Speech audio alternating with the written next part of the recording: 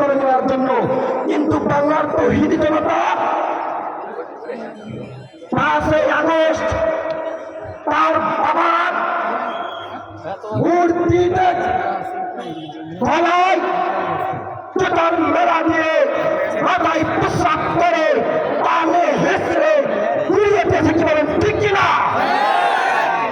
আজ এখান থেকে আমি বলতে চাই, এই বাংলার জমিনে আর কোন মন্দিরের মতন মূর্তি স্থাপন করতে দেওয়া হবে না। কি বলেন ঠিক কিনা? ওই সে মূর্তি জিয়ার হতে পারে, সেই মূর্তি ইরশাদের হতে পারে, সেই মূর্তি শেখ মুজিবের হতে পারে, এমনকি আমাদের কোন নেতা কর্মীর নামে যদি কেউ মূর্তি স্থাপন করে আমরা সেই মূর্তি ভেঙে ফেলবো। ঠিক না? সংগ্রামী তাওহীদি জনতা,